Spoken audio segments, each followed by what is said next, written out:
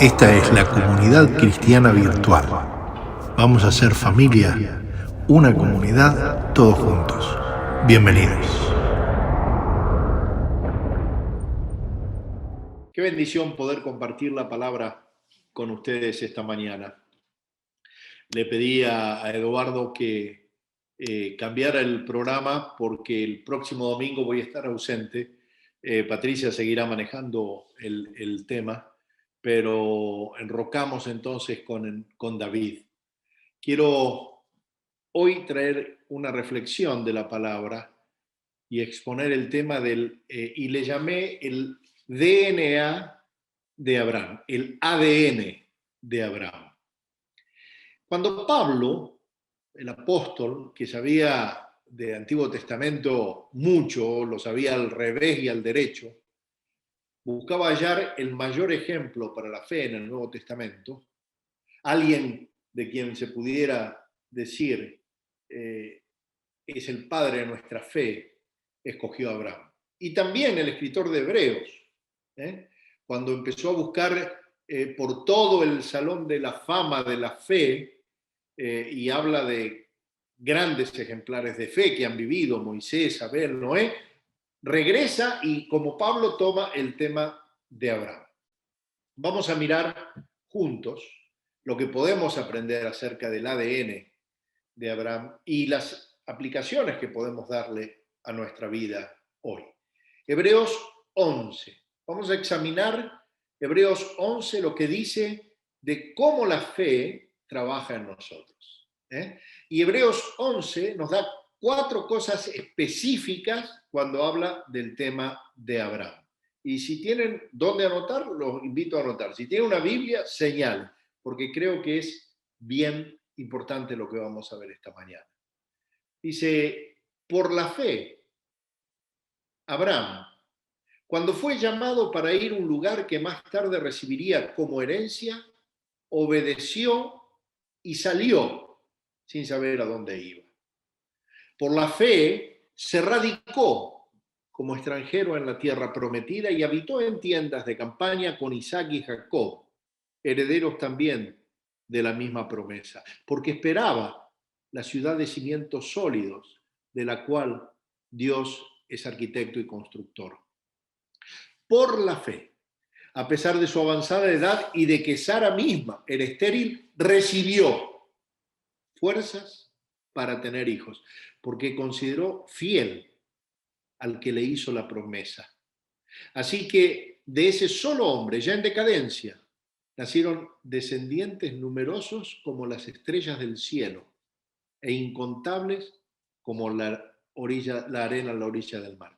Por la fe, Abraham, que había recibido, fue puesto a prueba y ofreció a Isaac, su único hijo, a pesar de que Dios le había dicho, tu descendencia se establecerá por medio de Isaac. Consideraba a Abraham que Dios tiene poder hasta para resucitar a los muertos. Y así, en sentido figurado, recobró a Isaac de entre los muertos. 4 cosas importantes que vamos a ver y una última que nos lleva al sentido práctico de la fe. Salir, yo no sé si ustedes vieron que traté de enfatizar eso. Salir, establecerse, radicarse, recibir y ofrecer. ¿Para qué? Para recobrar. Cuando uno le ofrece a Dios, recobra, sin ningún lugar a duda. Pero tenemos que recordar que Abraham no comenzó así. Él fue desarrollando su fe durante toda su vida, como lo estamos haciendo nosotros. El proceso de fe es un proceso de caminar con Dios hacia adelante. Y Hebreos 11 nos da una imagen de cómo fue desarrollando esa fe, y cómo se puede llegar a ofrecer, a llegar a esa fe que termina siendo una fe sacrificial, que es la que más vale. La fe que es para Dios. La fe que no es para recibir. La fe que es para dar lo que recibimos. Entonces, si vamos al libro de Génesis, donde se cuenta, digamos, la biografía autorizada de Abraham, lo que Dios quiere contarnos, porque hay muchas cosas, evidentemente, que no las ha contado. Pero allá vamos a hallar que Abraham pasó por muchas pruebas, como pasamos nosotros. ¿eh? Abraham era un hombre ordinario, pero fue un ejemplo de fe extraordinaria. Lo primero que podríamos decir es, hombres como vos y como yo podemos ser ejemplos de una fe extraordinaria, porque no es por nosotros. La fe es un don que viene de Dios. La fe es un regalo de Dios. Por eso tenemos que pedirle a Dios fe. Espero que podamos darnos cuenta al concluir el mensaje de que nosotros, personas comunes, Dios puede convertir nuestra fe en algo increíble, espectacular. Vamos a revisar esas cosas que Abraham hizo. Por la fe salió. Él vivía en un lugar llamado Ur, eso lo cuenta el libro de Génesis. Y Dios fue y habló con él y dijo, quiero que vayas a un lugar del que nunca has escuchado. Ahora, nosotros viendo en retrospectiva, sabemos que él se marchó a la tierra prometida. Ahora conocemos que en ese lugar es donde se iba a desarrollar todo el tema de la bendición de Dios para su pueblo y que de ahí iba a salir la raíz de Jesús. Pero eso lo conocemos ahora. Cuando Dios le dijo, yo quiero que vayas allá, él no tenía ni idea a dónde estaba yendo. Entonces, acá podemos sacar una lección. Si queremos desarrollar fe en grande, es ahí donde debemos comenzar. Salir cuando Dios nos habla. Él no sabía dónde iba, pero salió por fe. Fue a una tierra extraña, a un lugar que no conocía. Muchas veces nosotros mismos permitimos que el temor a lo desconocido, a la incertidumbre, nos impidas hacer algo grande o convertirnos en algo grande. Todos, la verdad, sinceramente, en nuestro interior adolecemos del síndrome quiero conocer todo de antemano para obedecer. Pero eso no suena a fe. Señor, mostrame todo lo que va a suceder, todos los problemas que se van a dar, la hoja de ruta. Cuanto más conozca, entonces puedo evaluarlo y puedo tomar una decisión inteligente. Cuando Dios dice que hagamos algo y estamos seguros de que es Dios, entonces lo hacemos. A menudo decimos, ay Señor, yo quisiera tener fe, pero con la fe, por favor, dame un contrato firmado. Entonces tendré fe. Eso es lo que yo creía cuando me ofrecieron venirme a Miami, pedí un contrato, porque no tenía fe, claro, estaba viviendo el Antiguo Testamento con Patricia. Pero después, convertido, cuando tuve que salir de la editorial Vida y pasar, de la revista Visión y pasar a editorial Vida, pedí otro contrato. Imagínense, si nosotros pedimos contratos, Dios no da ese tipo de contratos. La seguridad en las cosas de Dios se basa en la fe. La vida de fe no viene con un contrato de garantía firmado. Ciertamente no fue para Abraham. ¿Por qué va a ser para nosotros? Abraham tuvo que salir en fe. Y al ver este ejemplo de Abraham, la Biblia misma nos da en Génesis pistas de cómo podríamos nosotros salir en fe, caminar en fe. Lo primero es mirar el primer paso, no la hoja de ruta completa. Porque si esperamos tener toda la revelación completa para tomar el primer paso, nunca vamos a dar el primer paso, vamos a envejecer tal como estamos hoy sin tomar ese primer paso. No tengo que tener toda la idea clara de dónde está llevándome Dios, pero sí tengo que tener en claro que es Dios el que me está llevando. Mirar el primer paso, no el viaje completo.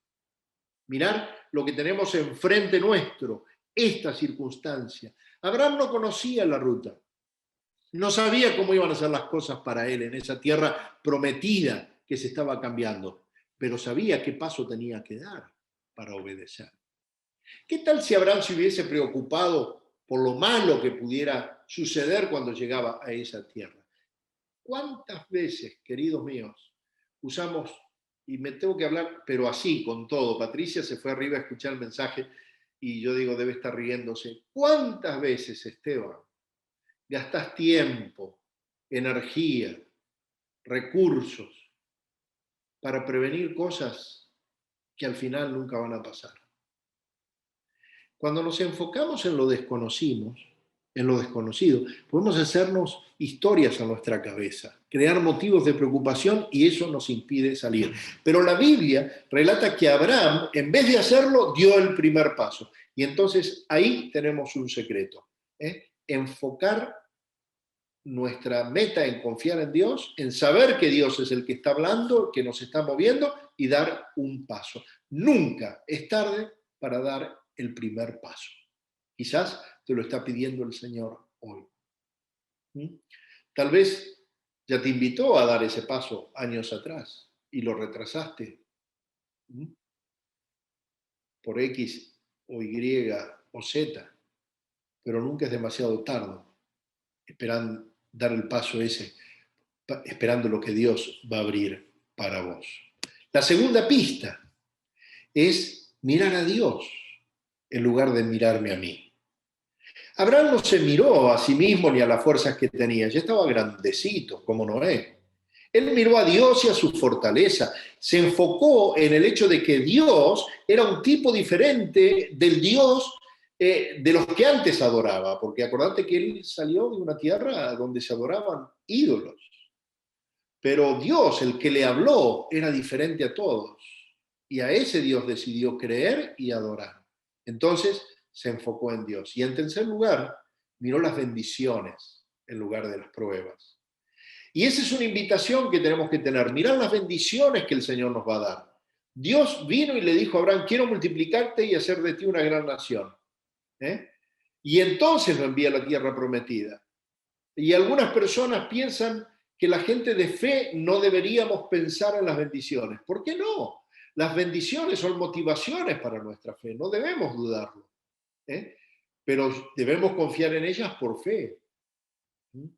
Y aunque esos primeros pasos de fe son tan emocionantes, no son los únicos pasos de fe que vamos a tener que dar. Abraham salió, pero después la Biblia dice, por la fe se mantuvo, o sea, se quedó, se radicó, llevó su domicilio, permaneció, se quedó quieto. Cuando Abraham veía su presente en ese lugar donde estaba, no se veía muy bien. Un extraño en tierra ajena, viviendo en tiendas de campaña todo el tiempo, nunca con una casa. Y si leemos la historia de Abraham, cuando se mudó por primera vez a la tierra prometida, encima tuvo que bajar varias veces a Egipto por una hambruna que había en la tierra prometida. ¿Vos no pensás? No lo dice la Biblia, que alguna vez Abraham habrá dicho, Señor, esto es la tierra prometida. Aquí es donde vos me vas a multiplicar y hacerme una gran nación. Es duro, ¿no? Pero él se radicó en la promesa, se mantuvo. Y así es como lo hizo Abraham. Construyó, se radicó, no sobre lo que veía hoy, sino sobre los fundamentos del futuro. Construyó toda su vida, todo su presente sobre los fundamentos del futuro. Y eso es una forma diferente de ver las cosas. Usualmente construimos en base al pasado, lo que aprendimos, lo que hicimos, pero la fe requiere que construyamos sobre las bases del futuro. Es una forma diferente, pero es lo que hizo Abraham. Él esperó y construyó su fe en los fundamentos de lo que Dios iba a hacer. Esperó esa ciudad, ese fundamento, cuyo constructor y arquitecto es Dios. Y esto fue lo que hizo Jesús. Él veía más allá de la cruz y construyó su fe sobre eso. Cuando fue en el Getsemaní que pidió si podía pasar esa copa, le dijo, pero que se haga tu voluntad. Y construir sobre el futuro era lo que hacían los primeros cristianos cuando estaban perseguidos, no construyendo sobre el pasado. Somos cristianos, debemos construir sobre el futuro, no sobre dolores del pasado ni sobre el presente incierto. Como creyentes, construyo sobre la seguridad de lo que la fe me garantiza para el futuro. Quizás algunos de nosotros o algunos de ustedes atraviesan dolor. Tal vez soportaron dolor en el pasado o lo han pasado recientemente. Están desconcertados, pero tienen que mantener su fe, arraigarse, radicarse, sabiendo que esperamos lo que Dios va a hacer en nuestras vidas. Y algunas veces eso es todo lo que tenemos. Y es suficiente. Es suficiente por la grandeza del Dios que hará. Algunas personas, cuando se trata de fe, de vivir como creyentes, tienen que aferrarse y decidir vivir en la tierra prometida, porque allí es en realidad donde estamos, en sentido espiritual, no físico. El problema es que no vivimos en una tierra prometida físicamente hablando. Y ese es el problema que tengo yo con muchos que tratan de hacer de este lugar en el mundo, de esta presencia física, un paraíso o un afluente donde no va a haber problemas, donde todo es prosperidad, donde si estoy bien económicamente es porque estoy bien con Dios. Eso es una falacia que la Biblia no lo dice. Cuando me convierto, vivo ya espiritualmente, se me da otro pasaporte, como hablábamos hoy de pasaportes. Vivimos en una tierra prometida, pero en una tierra espiritual. La fe es algo que tenemos que aprender cada día de nuestra vida. Y voy a un paso más. Por la fe recibe. Dios le promete, dice que por la fe recibió. Y Abraham escuchó esa promesa y fue a la tierra prometida. Pero ahora, imagínense la disyuntiva de sus vidas. Cuando Dios le habla, él tenía 75 años y tuvo que esperar 25 años más para tener descendencia. Pero esperó, se radicó. Entonces, por fe, recibió, parafraseando, por fe vio el trabajo de Dios en su vida, vio cumplida la promesa. La verdad es que cada uno de nosotros vamos a vivir rodeados de problemas porque vivimos en un mundo complicado. Pero por cada problema que tenemos en el mundo hay una promesa de Dios esperando también. Ambas, esa tensión dinámica, va a ser real en la vida de los cristianos, de nosotros los cristianos. Ambas, los problemas y las promesas, las dos P, podríamos decirle, van a ser partes de nuestra vida, problemas y promesas. Pero la pregunta es, ¿cuál de las dos va a controlar tu vida? ¿Los problemas o las promesas? Todo depende de cómo lo veas. Para desarrollar fe en nuestra vida, tenemos que aprender a hacer ese intercambio. Cada vez que venga un problema en la vida, una presión en la vida, ponerle enfrente una promesa de Dios. Cuando creemos las promesas, entonces las presiones se hacen más pequeñas. Cuando confiamos en las promesas, entonces nos ponemos y caminamos por sobre los problemas. Cuando contamos con las promesas, descartamos las presiones. Y así es como funciona. Cuando dependemos de la promesa, no está mal vivir por las promesas. Entonces vencemos las presiones de la vida. Cuando recibimos las promesas, nos decidimos a rechazar las promesas, porque las dos se oponen. Entonces, ¿qué es lo que te va a controlar? Y la Biblia dice que Abraham, el padre de nuestra fe, cambió problemas por promesas. Dos maneras diferentes de ver.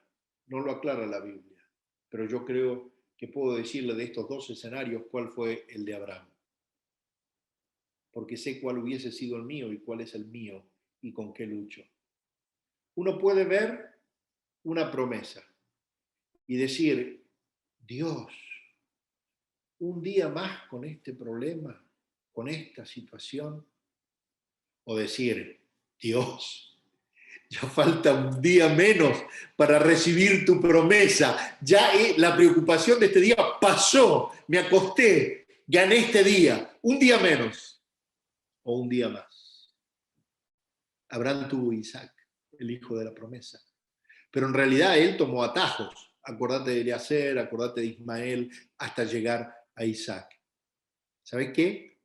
Tomamos atajos cuando le decimos a Dios, me conformo con menos. ¿Eh? Y muchas veces lo hacemos. Sobre todo cuando la promesa no es realizada suficientemente rápido. Así que, como tarda, me conformo con esto. Puede ser que esté bien conformarse con menos cuando se trata de otras cosas, ropa, comida, auto, casa, pero nunca con las promesas de Dios. Vamos y le decimos, Señor, quiero paz interior. Y Jesús te promete paz. Pero ni bien vemos que algo en nuestras vidas se pone más o menos en orden y que empieza los problemas a bajar, aunque no tengamos paz, decimos, bueno, no es paz en realidad, pero ya están las cosas más tranquilas, lo de afuera. Pero eso no es lo que Dios quiere decir. Dios no quiere que te conformes con la ausencia de problemas. Dios quiere cumplir la promesa que te hizo Jesús. Jesús te prometió paz. No debes conformarte con menos. Hay un tiempo para las promesas y hay un tiempo para el cumplimiento. Y entonces tenemos que esperar disfrutando y no conformándonos con menos. ¿Sabes qué? Cuando nos conformamos con menos, cuando tomamos atajos, pareciera que le estamos diciendo, Señor, yo no confío, entonces lo voy a hacer yo porque yo sí sé. Y ¿sabes qué? En ese momento le quitas toda la responsabilidad a Dios, porque Dios es un caballero y no se va a meter en el medio de tu camino. Vos no tenés que obligar a Dios a que Él cumpla la promesa. A Dios no hay que obligarlo, porque Él lo va a hacer, porque si lo dice, lo hace. Pero la única forma que Dios puede no hacerlo es cuando precisamente nos adelantamos y nos vamos conformando con menos. Y es fácil caer en esto. La desesperación te puede hacer caer en esto. Fe de corto plazo para cosas que necesitan fe de largo plazo. Soluciones a corto plazo para necesidades o problemas a largo plazo. ¿Cuántas veces enrocamos por falta de fe y nos metemos en un problema mayor? Mirá, todavía Ismael e Isaac, todavía estamos en este mundo luchando por esa solución de corto plazo. Entonces salió, permaneció, recibió.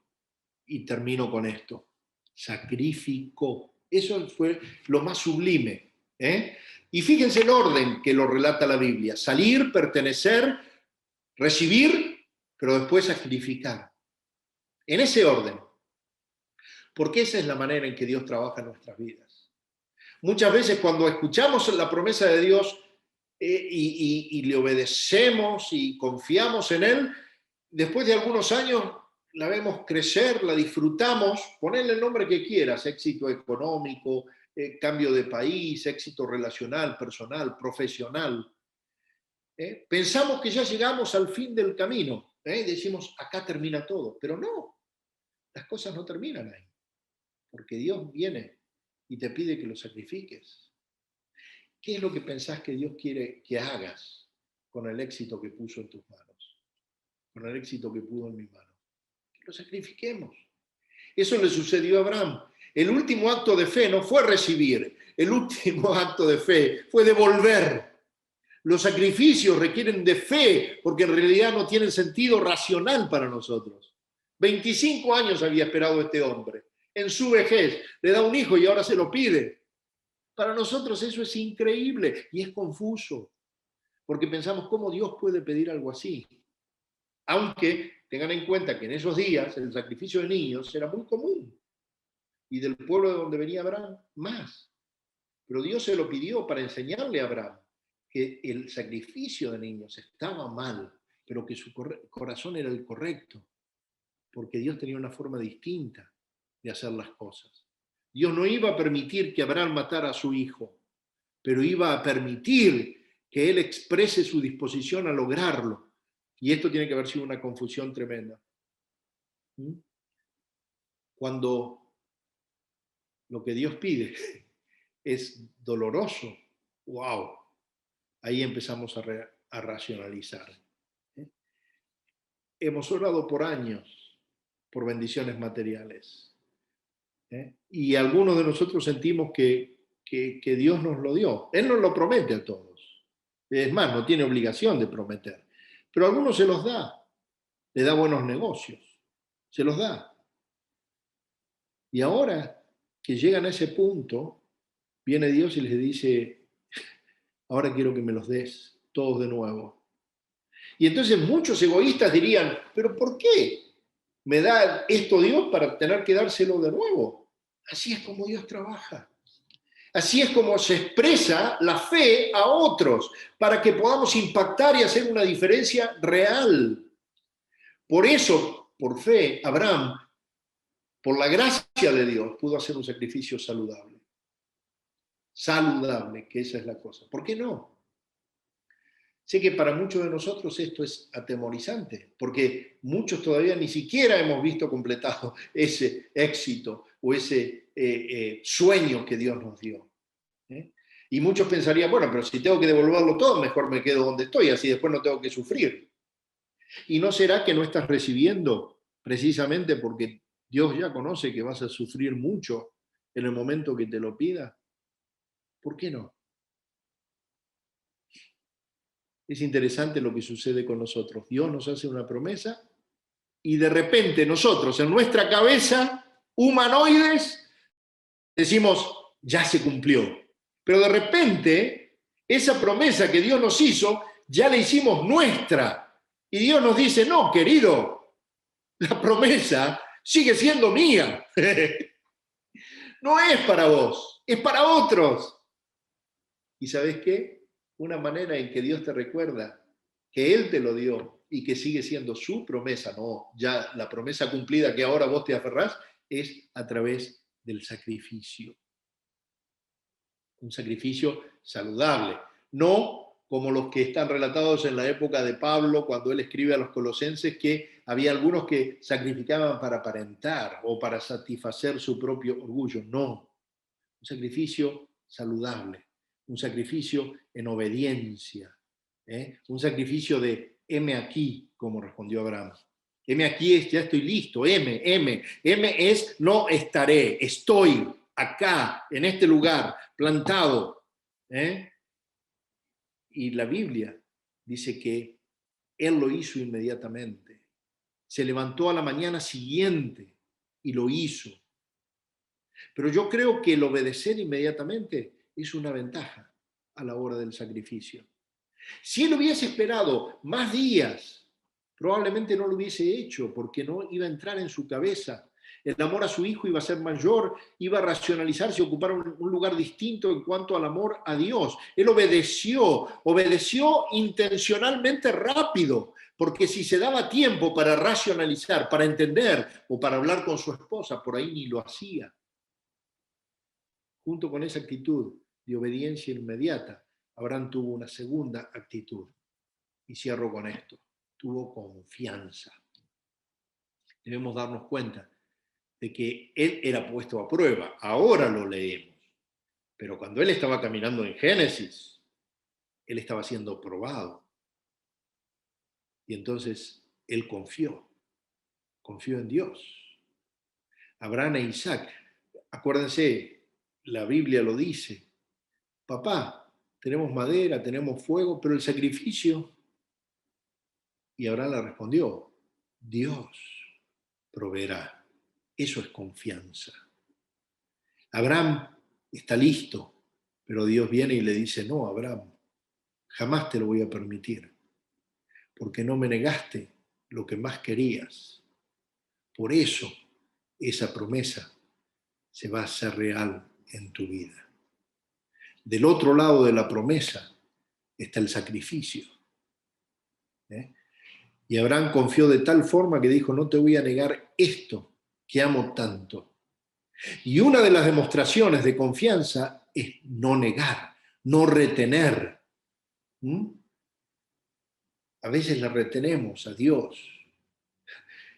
Es gracioso porque retenemos cuando no confiamos, como hace la central de impuestos. Nos retienen todos los meses los impuestos que tenemos que pagar porque piensan que a fin de año no lo vamos a dar. Ahí es cuando retenemos es porque estamos luchando con la confianza. Cuando nos abrazamos a eso que Dios nos dio y decimos, no, pero es mío. Pero querido mío, Dios es el banco que te lo dio. De ese De ese tesoro salió todo lo que tenés.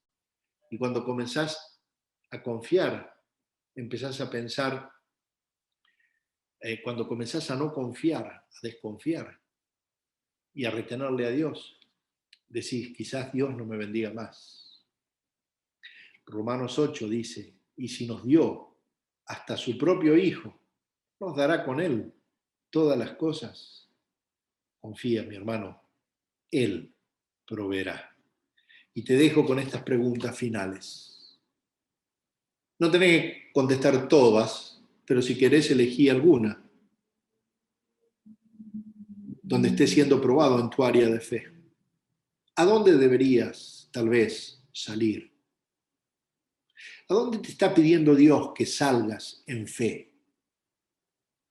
¿O en qué áreas deberías agradecerle a Dios por el éxito, por ese pequeño Isaac que es real hoy en tu vida? ¿Qué te está pidiendo Dios que sacrifiques? No lo que tú creas que debes sacrificar, lo que Dios te está pidiendo. ¿Dónde te está pidiendo Dios un sacrificio? El Señor es bueno y Dios proveerá. Que el Señor les bendiga.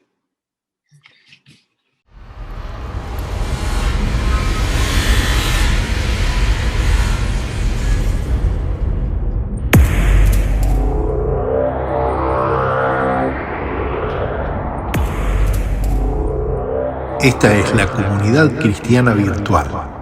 Vamos a ser familia, una comunidad, todos juntos. Bienvenidos.